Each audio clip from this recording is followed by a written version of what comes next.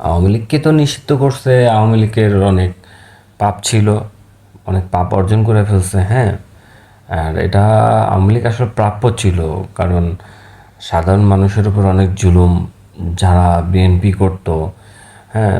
বিএনপির অনেক নেতা আছে, অনেক বিএনপির নাম শুনলেই দেখা গেছে তাদের আয়না ঘরে রাখতো, জেলে ভরে রাখতো, হ্যাঁ। এখন একটা মানুষ বিএনপি করতেই পারে, তার জন্য যে তাকে মেরে ফেলতে হবে, হ্যাঁ।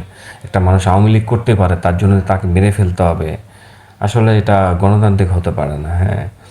এখন প্রতিটা মানুষেরই কিন্তু ব্যক্তিগত স্বাধীনতা আছে, নিজস্ব মতামত দিতেই পারে। এখন আওয়ামী লীগ এই জন্য অনেক বেশি পাপ করে ফেলছে, তার জন্য তাকে কিন্তু নিষিদ্ধ করা হয়েছে। এখন বিএনপি যে বিগত দিনগুলো অনেক ভালো কিছু করছে, সেটাও কিন্তু ভালো করেই জানে জনগণ, হ্যাঁ। বিএনপিরও যে আমল নামায় কী আছে, এটাও সাধারণ জনগণ দেখছে।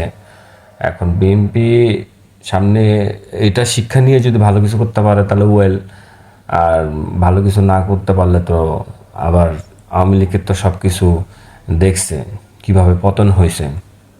এখন সবাই তো আসলে গদিটার জন্যই পাগল হয়ে যায়, হ্যাঁ। আওয়ামী লীগ বলেন আর বিএনপি বলেন, এই গতিটার জন্য, চেয়ারের জন্য সবাই পাগল, হ্যাঁ। এখন ওইটা যদি ছাড়তে পারে, লোভ যদি ছাড়তে পারে, দেশকে যদি ভালো রাখতে পারলে পারে, আমাদের তো আসলে দেশের দেশের মঙ্গলের জন্য যেটা যেটা করা দরকার আমি মনে করি সেটা করা উচিত।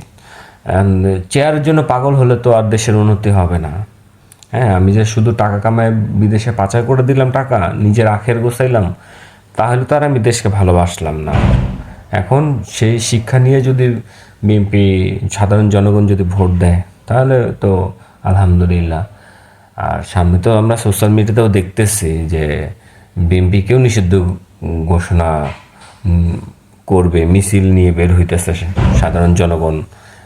বিশ্বাস হইতেছে না তো দেখেন না, এই ভিডিওগুলোই দেখেন, আমি আপনাকে ভিডিওগুলো দিয়ে দিতেছি, দেখেন ভালো করে।